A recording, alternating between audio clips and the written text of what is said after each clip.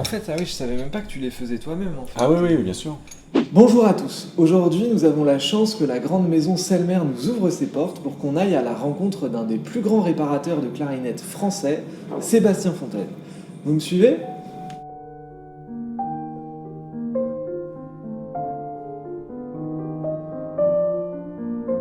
Alors, bonjour Sébastien. Bonjour Raphaël. Je suis très heureux d'être ici. C'est super que tu sois venu. Alors, ma première question, c'est une question que je me suis personnellement souvent posée. C'est en fait, on parle de lutherie pour les instruments à cordes et plutôt de réparation pour les instruments à vent. Alors, est-ce que tu pourrais nous expliquer cette différence ? Disons, c'est que tu as effectivement affaire à des réparateurs quand tu viens faire régler ton instrument, effectivement. Mais la lutherie, c'est vraiment lié à une fabrication d'instruments à cordes. Et par contre, pour ce qui est des instruments à vent, c'est de la facture instrumentale, comme les facteurs d'orgue. Alors, est-ce que certains clarinettistes ont des exigences particulières ou est-ce que tu règles différemment les instruments selon les personnes ? Tout simplement, avec le temps, je suis arrivé à un réglage standard de l'instrument. Et à partir de là, le musicien me guide pour affiner le réglage, pour arriver jusqu'à quelque chose qui le satisfasse.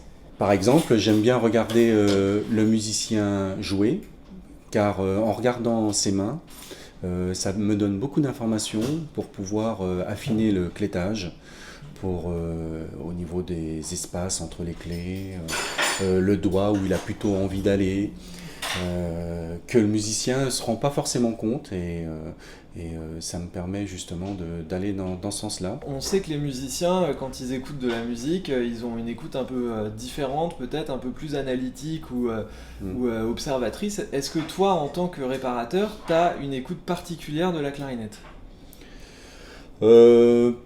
Non, je reste un bon auditeur, je pense.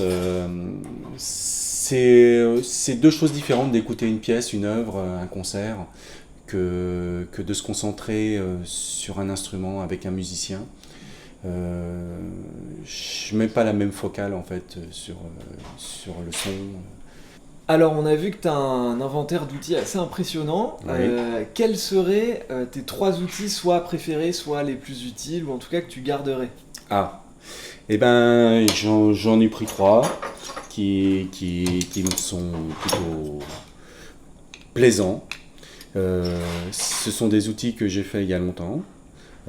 Pour ce qui est de celui-ci et celui-ci, ça c'est un tournevis. C'est un concours de tournevis entre copains réparateurs.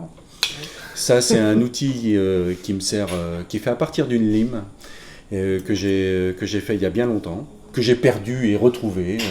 Il a toute une histoire. Et puis ça c'est un maillet qu'un stagiaire de Singapour m'a offert et je l'aime beaucoup. C'est vraiment, il est très agréable à utiliser. Par exemple, le tournevis là, c'est vraiment un tournevis que j'ai fait avec un autre copain qui répare. Et on s'est fait une fois, un jour, un concours de tournevis. À fabriquer un tournevis. C'est une question un peu pour les clarinettistes. Est-ce que tu aurais un conseil par rapport à un réglage ou quelque chose qui peut arriver fréquemment en concert ou... Franchement, l'ennemi du clarinettiste, c'est l'eau. Et donc, effectivement, il y a bien sûr déjà toute la préparation de l'instrument pour optimiser le bon choix des tampons, pour éviter les problèmes d'eau qui stagnent, ce genre de choses. Et bien sûr, c'est écouvillonné. C'est un instrument qui, malheureusement, on entend toujours parler « Ah, j'ai eu de l'eau », tout ça. Et donc, mais bon, il y a toujours des facteurs extérieurs qui font que l'instrument prend l'eau. Voilà. Donc c'est vraiment quelque chose que le musicien doit combattre. c'est vraiment ça, le problème. Qu'est-ce que tu dirais à quelqu'un qui a envie de se lancer dans ce métier ou de faire ce que tu fais ?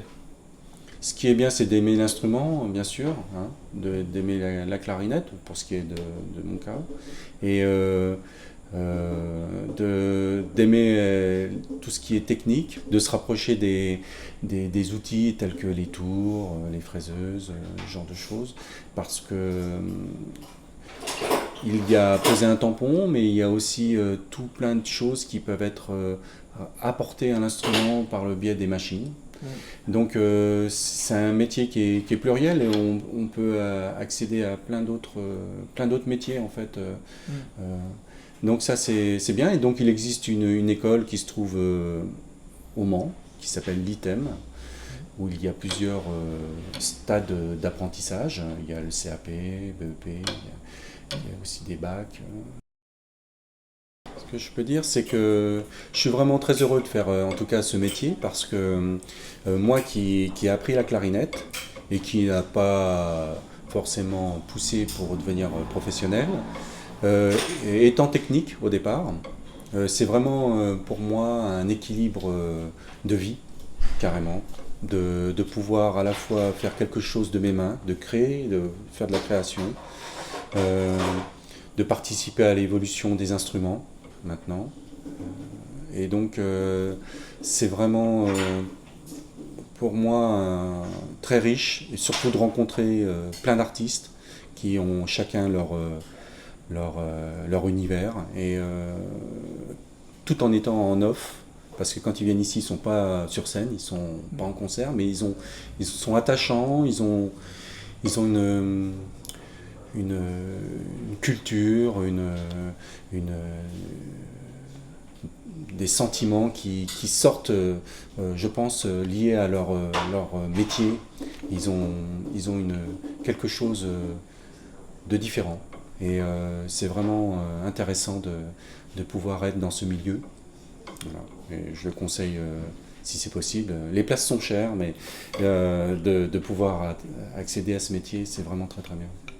Bon bah écoute Sébastien, merci beaucoup en tout cas, et puis rien. on se voit bientôt pour d'autres réglages. Pour de nouvelles aventures. Exactement, merci beaucoup. Merci à toi. Bon bah voilà.